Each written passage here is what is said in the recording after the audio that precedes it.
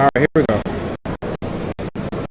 Hey everybody, this is Marcus Salette with Salette USA TV Network back here. We're at the Georgia Capitol, and today is Industry Day, where we get a chance to share our services that we offer in the community, or you have a chance to come down and articulate how you feel about a particular mission or message that you want to disseminate to those elected officials and beyond to help repair, if you will, our community, our culture, our families. And I have a young lady with me right here. Why don't you tell us your name and what brings you down to the Georgia Capitol? My name is Liz Myrick, and I homeschool my children, and I have brought them here today at the state capitol because we are learning about government, and we are going to be writing letters to representatives, legislation, and so I brought them so that they can see where this all begins. All right. And I understand you say earlier that you are homeschooling your children. How many children do you have? I homeschool my children. I have 4 children, plus I have a young lady that goes to our church that I homeschool as well. Okay. And so is there any others in this group, or it's just this group? It's just these 5 right now. Well, 5 is enough. Well, looking to be 8. Okay. Yeah, I homeschool one, so I have a concept of what it means. But tell us why you chose to homeschool versus putting them in traditional public school. I chose homeschool because there are a lot of issues going on with our public school system. Our children are not free to really learn and apply what they're learning at public school level.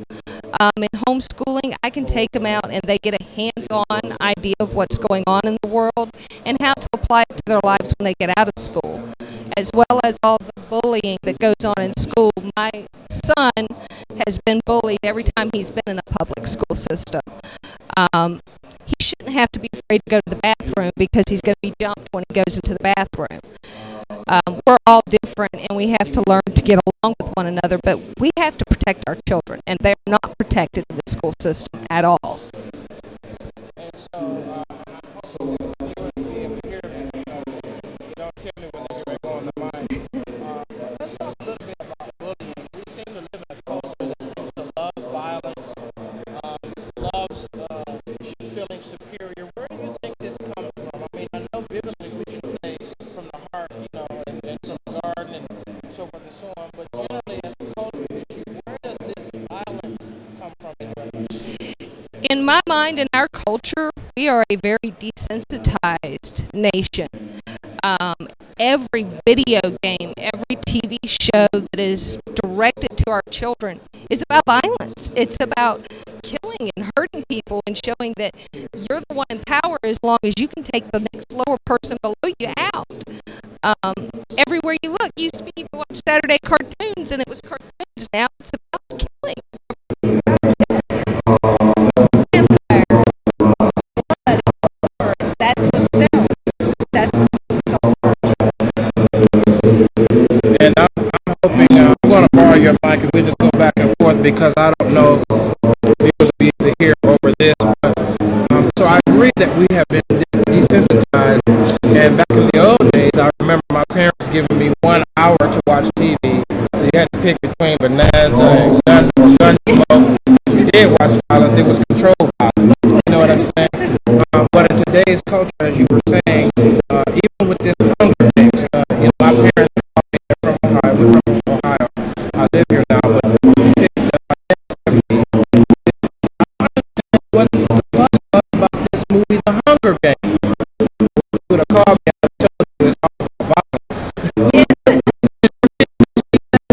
They run out, nigga. They have read the book, and I monitor a lot of what they see and don't see. I know people say I'm very protective and trying close to them. They are free to make choices.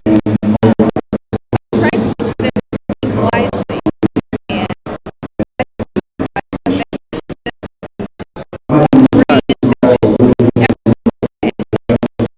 Yeah. The difference is we as parents have not taken full responsibility. So as a home,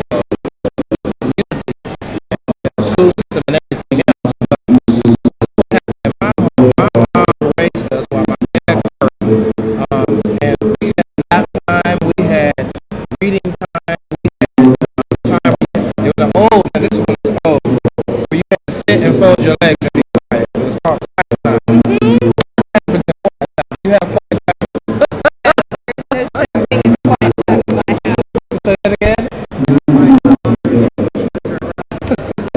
We used to have to sit, fold our legs, and fold our hands, and have quiet time. And if the adults were in the room, you couldn't be heard.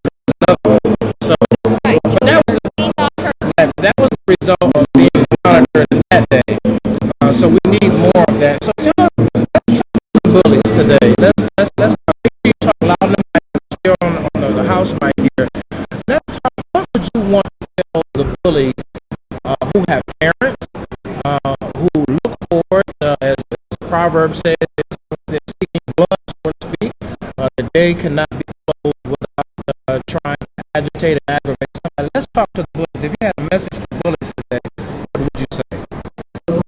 My message to the police would be this. You go and you're picking on that person. There's a reason you're doing it.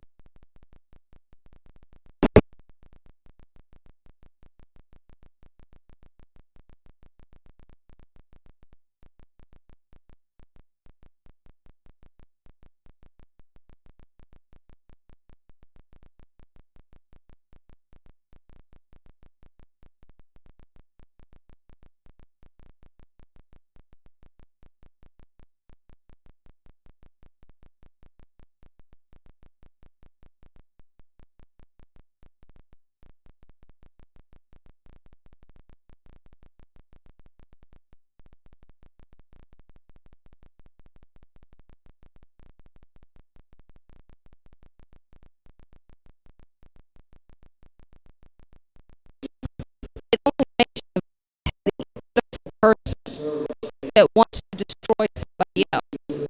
And in the end, it's going to cost your soul.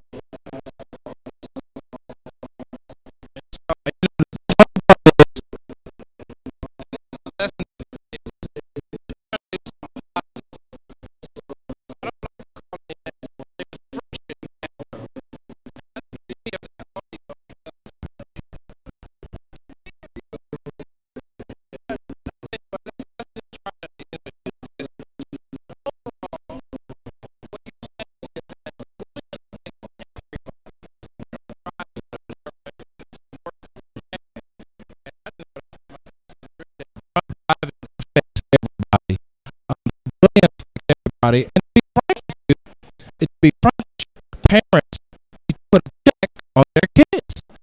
Watch them for the good that they do and watch them for the bad that they